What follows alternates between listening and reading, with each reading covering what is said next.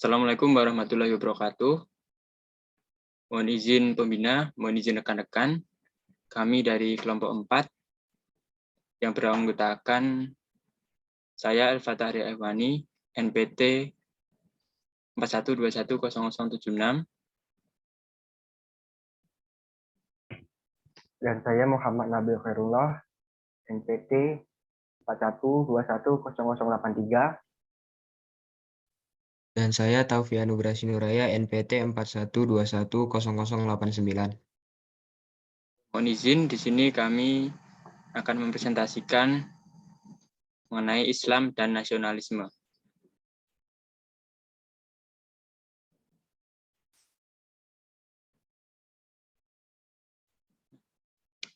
Yang pertama yaitu sejarah Islam di Indonesia.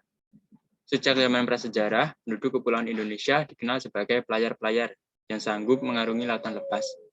Sejak awal Masehi, sudah ada rute-rute pelayaran dan perdagangan antara kepulauan Indonesia dengan berbagai daerah di daratan Asia Tenggara. Wilayah barat Nusantara dan sekitar Malaka sehasil bumi yang dijual di sana menarik bagi para pedagang dan menjadi daerah lintasan penting antara Cina dan India. Sementara itu, pala dan cengkeh yang berasal dari Maluku dipasarkan di Jawa dan Sumatera, dan kemudian dijual kepada para pedagang asing. Pelabuhan-pelabuhan penting di Sumatera dan Jawa antara abad ke-1 dan ke-7 Masehi sering disinggahi para pedagang asing seperti Amuri, Aceh, Barus, dan Palembang di Sumatera, Sunda Kelapa, dan Gresik di Jawa.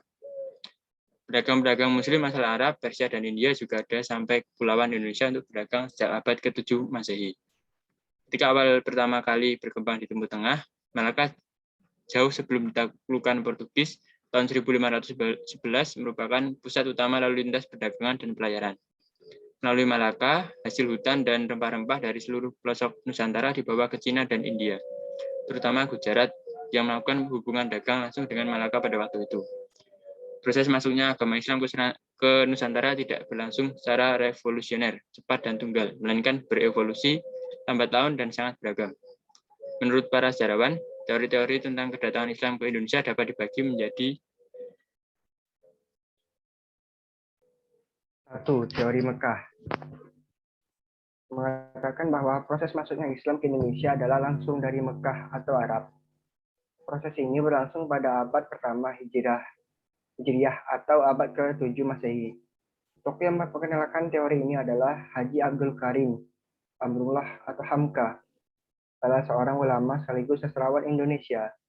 Hamka mengemukakan pendapatnya ini pada tahun 1958 saat orasi yang disampaikan pada Dies Natalis Perguruan Tinggi Islam Negeri PTIN di Yogyakarta. Ia menolak seluruh anggapan para sarjana Barat yang mengemukakan bahwa Islam datang ke Indonesia tidak langsung dari Arab. Bahwa argumentasi yang dijadikan bahwa rujukan Hamka adalah sumber lokal Indonesia dan sumber Arab. Dalam hal ini, teori Hamka merupakan sanggahan terhadap teori Gujarat yang banyak kelemahan. Ia malah curiga terhadap persangka-persangka penulis orientalis Barat yang cenderung memojokkan Islam di Indonesia. Pandangan Hamka ini hampir sama dengan teori Sufi yang diungkapkan oleh H. John yang mengatakan bahwa para musafirlah atau kaum pengembara yang telah melakukan Islamisasi awal di Indonesia. Ahmad, tahun 1996.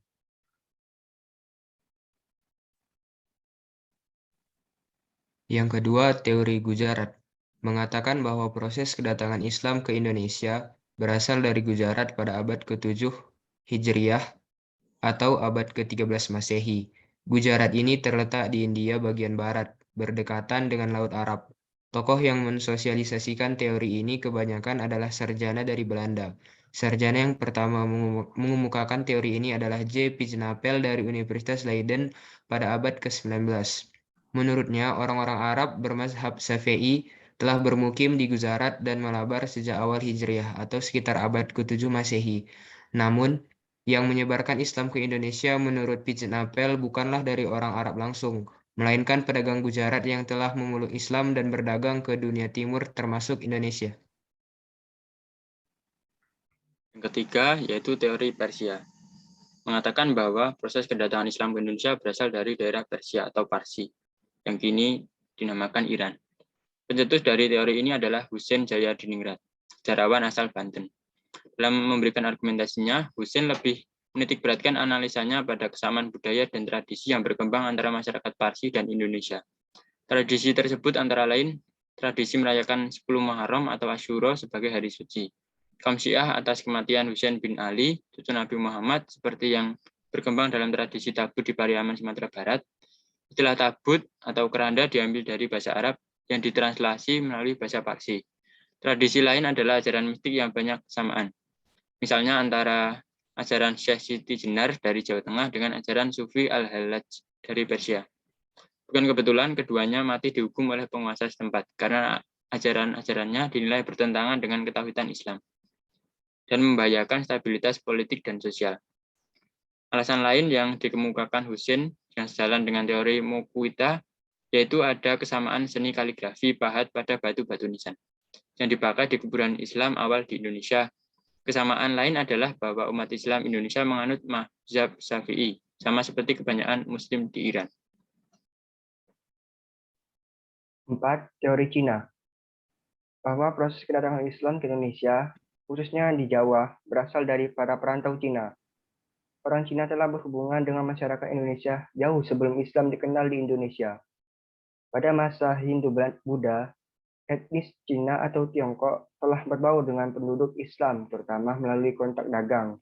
Bahkan, ajaran Islam telah sampai di Cina pada abad ke-7 Masehi, masa di mana agama ini baru berkembang. Sumanto Al-Qurtubi dalam bukunya Arus Cina Islam Jawa menyatakan, menurut kronik masa dinasti Tang pada tahun 618 sampai 960 di daerah Kanton, Zhangzhou, Guangzhou, dan pesisir Cina. Bagian selatan telah terdapat sejumlah pemukiman Islam. Menurut sejumlah sumber lokal tersebut ditulis bahwa Raja Islam pertama di Jawa, yakni Raden Fatah dari Bintoro, Demak, merupakan keturunan Cina. Ibunya disebutkan berasal dari Champa, Cina, bagian selatan, sekarang termasuk Vietnam. Bukti-bukti lainnya adalah masjid-masjid tua yang bernilai arsitektur Tiongkok yang didirikan oleh komunitas Cina di berbagai tempat, terutama di Pulau Jawa. Pelabuhan penting sepanjang pada abad ke-15 seperti Gresik, misalnya menurut catatan-catatan Cina, diduduki pertama-tama oleh para pelaut dan pedagang Cina. Sunanto 2005. Selanjutnya, corak budaya Islam Indonesia. 1. Masa Kesultanan. Di daerah-daerah yang sedikit sekali disentuh oleh kebudayaan Hindu-Buddha seperti daerah-daerah Aceh dan Minangkabau di Sumatera dan Banten, di Jawa, agama Islam secara mendalam mempengaruhi kehidupan agama, sosial, dan politik penganut-penganutnya sehingga di daerah-daerah tersebut, agama Islam itu telah menunjukkan diri dalam bentuk yang lebih murni.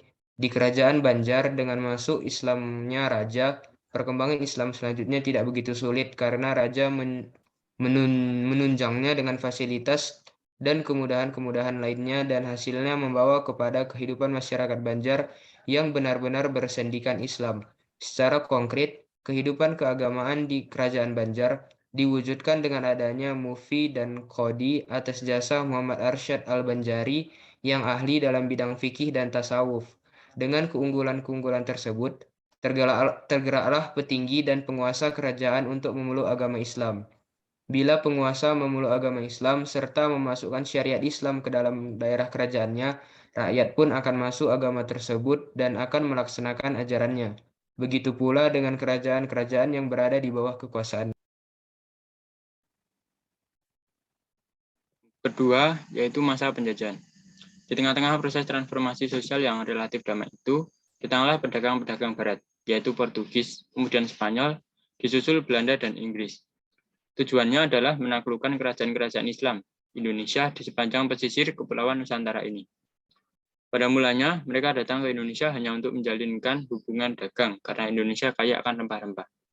Tetapi kemudian mereka ingin memonopoli perdagangan tersebut dan menjadi tuan bagi bangsa Indonesia. apalagi setelah kedatangan Snork Horgones yang ditugasi menjadi penasihat urusan pribumi dan Arab. Pemerintah Hindia Belanda lebih berani membuat kebijaksanaan mengenai masalah Islam di Indonesia karena Snork mempunyai pengalaman dalam penelitian lapangan di negeri Arab, Jawa, dan Aceh. Lalu ia mengemukakan gagasannya yang dikenal dengan politik Islam di Indonesia. Dengan politik itu, ia membagi masalah Islam dalam 3 kategori, yaitu A. Bidang agama murni atau ibadah, B. Sosial kemasyarakatan, dan C. Politik. Terhadap bidang agama murni, pemerintah kolonial memberikan kemerdekaan kepada umat Islam untuk melaksanakan ajaran agamanya sepanjang tidak mengganggu kekuasaan pemerintah Belanda. Sedangkan dalam bidang politik, pemerintah melarang keras orang Islam membahas hukum Islam, baik Al-Quran maupun Sunnah, yang menerangkan tentang politik kenegaraan atau ketatanegaraan. 3. Gerakan dan organisasi Islam.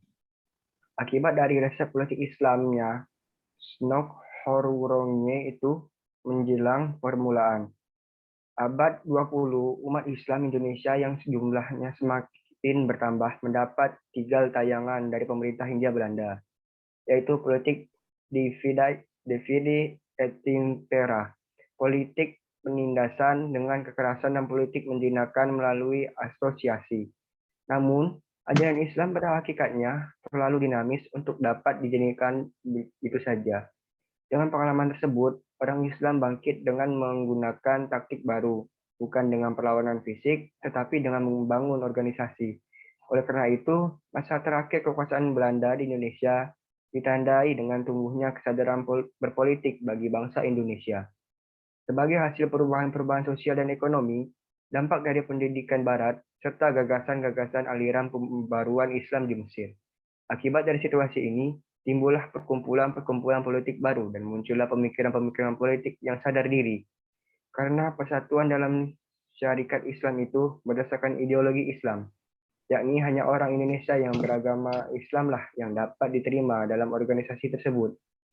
Para pejabat dan pemerintah Pangreh Praja ditolak dari keanggotaan itu. Sumubu, yaitu kantor urusan agama yang menggantikan kantor urusan pribumi zaman Belanda. D. Masyumi, yaitu singkatan dari Majelis Syura Muslim Indonesia, yang menggantikan MIAI yang dibubarkan pada bulan Oktober 1943. C. Hizbullah, atau Partai Allah dan Angkatan Allah, semacam organisasi militer untuk pemuda-pemuda muslimin yang dipimpin oleh Zainul Arifin. Selanjutnya C. Wawasan nasionalisme dalam Al-Quran. Nasionalisme berasal dari kata nation yang berarti bangsa. Bangsa mempunyai 2 pengertian, yaitu dalam pengertian antropologis serta sosiologis, dan dalam pengertian politis. Secara etimologis, term nasionalisme yaitu natio dan nasional yang keduanya berasal dari bahasa Latin natio yang berarti bangsa yang dipersatukan karena kelahiran. Kata nation ini berasal dari nasci yang berarti dilahirkan. Kebangsaan diartikan sebagai bangsa. Paham kebangsaan pada dasarnya belum dikenal pada masa turunnya Al-Quran. Paham ini baru muncul dan berkembang di Eropa sejak abad ke-18. Tetapi paham kebangsaan atau nasionalisme ini dengan pengertiannya yang lumrah dewasa ini baru dikenal pada akhir abad ke-18 ke dunia Islam oleh Napoleon dalam ekspedisinya ke Mesir. Sampai pada masa pramodern, umat Islam tidak mengenal nasionalisme. Yang dikenal hanya 2 konsep teritorial religius, yaitu wilayah damai atau Dar al-Islam dan wilayah perang atau Dar al-Harb. Oleh karena itu, muncul konsep negara bangsa atau nation state telah melahirkan ketegangan historis dan konseptual. Meskipun demikian, dalam Islam dikenal beberapa terminologi yang mendekati konsep nasionalisme atau kebangsaan, yaitu ummah, syub, dan kaum. Pertama, ummah. Kata ummah yang kalau diindonesiakan menjadi umat. Dalam Kamus Besar Bahasa Indonesia diartikan sebagai A. Para penganut atau pengikut suatu agama, dan B. Makhluk manusia. Kata ummah diambil dari kata amma yaumu yang berarti menuju dan meneladani. Dari akar yang sama lahir antara lain kata yang berarti ibu, dan imam yang artinya pemimpin. Karena keduanya menjadi teladan dan harapan anggota masyarakat, kata mengandung pengertian sekelompok manusia yang berhimpun karena didorong oleh ikatan. A. Persamaan sifat, kepentingan, dan cita-cita. B. Agama. C. Wilayah tertentu. Dan D. Waktu tertentu. Komposisi ummah menurut Al-Aizati, konsep ummah lebih dipahami sebagai komunitas Islam yang didasarkan pada kesamaan tauhid. Konsep Islam tentang komunitas ummah didasarkan pada persaudaraan dalam agama Islam. Islam memperkenalkan mukminin sebagai anggota satu komunitas atau ummah yang sama yang dipersatukan oleh ikatan persaudaraan dan kasih sayang yang diciptakan oleh satu tindakan dan tunduk kepada satu Tuhan. Suyuti Pulungan berpendapat bahwa kata ummah di dalam Al-Quran kaitannya dengan manusia mengandung beberapa pengertian. A. Setiap generasi manusia diutus seorang nabi atau rasul adalah umat yang satu, seperti umat Nuh, umat Ibrahim, umat Musa, umat Isa, dan umat Muhammad. Dan di antara umat setiap rasul ini, ada yang beriman dan ada pula yang ingkar. Jadi, manusia terbagi kepada beberapa umat berdasarkan nabi atau rasul yang diutus kepada mereka. B. Suatu jamaah atau golongan manusia menganut suatu agama adalah umat satu, seperti umat Kristen dan umat Islam.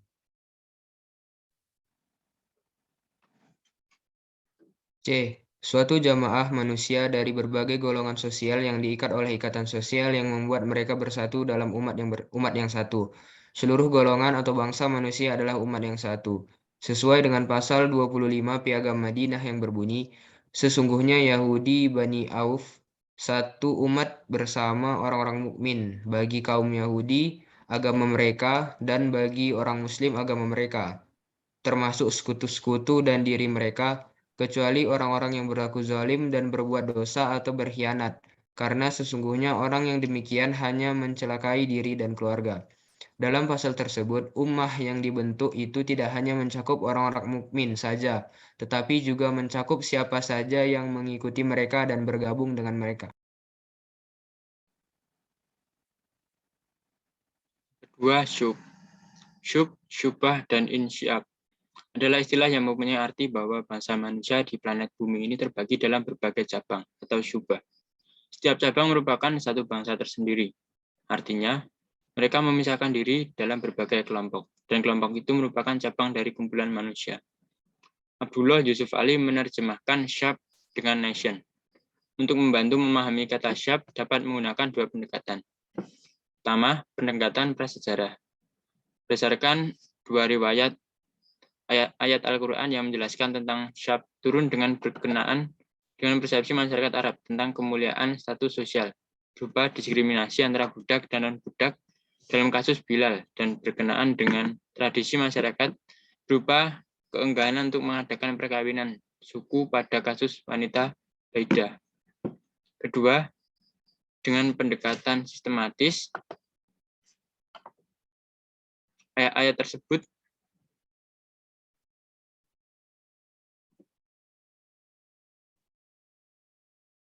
memiliki kandungan pokok berikut.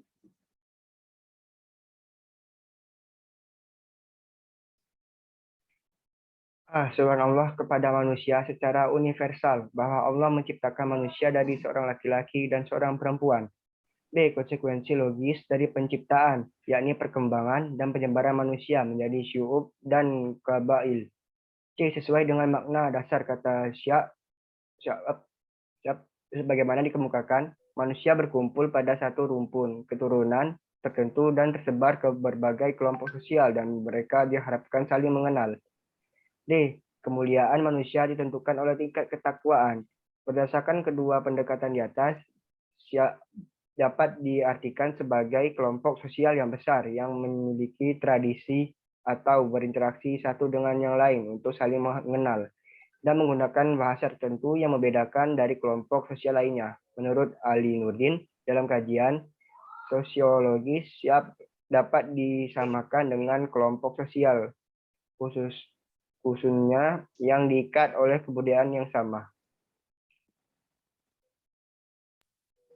Kaum. Kaum yang akar katanya terdiri dari qaf, waw, dan mim memiliki dua makna dasar, yaitu kelompok manusia dan berdiri tegak atau tekad. Secara leksikal, kaum adalah kelompok manusia yang dihimpun oleh suatu hubungan atau ikatan yang mereka tegakkan di tempat kaum tersebut berada.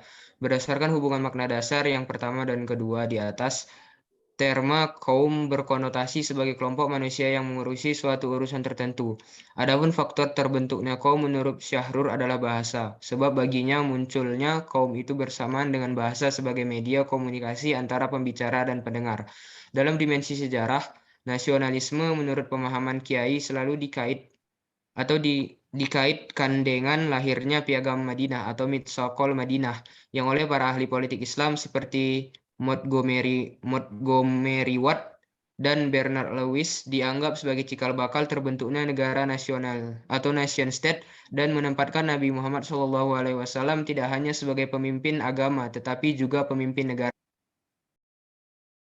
Oleh karena itu, realitas sosial dalam Piagam Madinah adalah pengakuan adanya pluralitas dalam kehidupan berbangsa dan bermasyarakat. Bukan sebagai perjanjian agama, melainkan merupakan kontrak sosial kebangsaan yang menyangkut aspek hubungan antara umat tanpa melihat agama, suku, dan kabilah. Perjanjian Piagam Madinah tidaklah sama dengan statuta agama. Ia hanya sebagai instrumen, bukan tujuan. Yang penting, esensial tersebut menjiwai semangat kebersamaan dan dianjurkan Islam. D. Bentuk-bentuk perwujudan cinta pada tanah air. Di dalam kitab Al-Tahliyah wa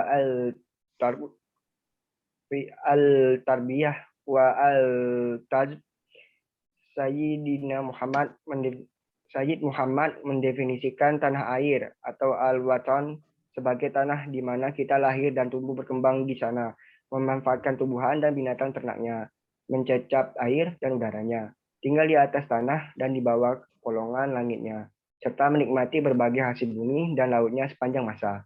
Sebagai umat Muslim, kita memiliki suri tauladan yaitu Rasulullah SAW. Rasa cinta tanah air telah Rasulullah contohkan pada dirinya ketika beliau hijrah dari Mekah ke Madinah. Beliau memalingkan pandangannya dan menyatakan perasaannya. Kau adalah negeri terbaik yang sangat aku cintai. Kalau tidak karena kaumku mengusirku darimu, aku tidak akan tinggal di tempat lain selainmu. Kata-kata ini menunjukkan ketulusan cinta Rasulullah kepada tanah air tempat beliau dilahirkan dan dibesarkan. Dalam Islam, cinta tanah air juga merupakan kesadaran akan tanggung jawab pemenuhan kewajiban-kewajiban atas negara.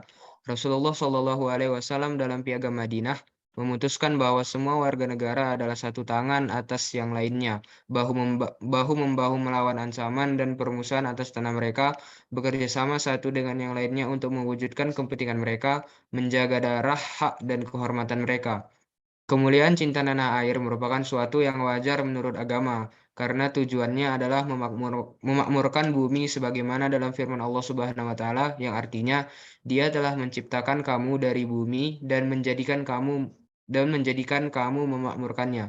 Quran surat Hud ayat 61. Dengan rujukan di atas, sebagai bangsa Indonesia memiliki tanah air yaitu negara Indonesia. Cara kita mengekspresikan rasa cinta tanah air pada saat ini yaitu dengan cara menghormati undang-undang dan peraturan-peraturannya, menjaga aset-aset dan fasilitas umum, peduli terhadap lingkungan, saling menjaga dan menghormati hak dalam beragama, bermasyarakat, dan bernegara, dan ikut serta dalam kemajuan bangsa.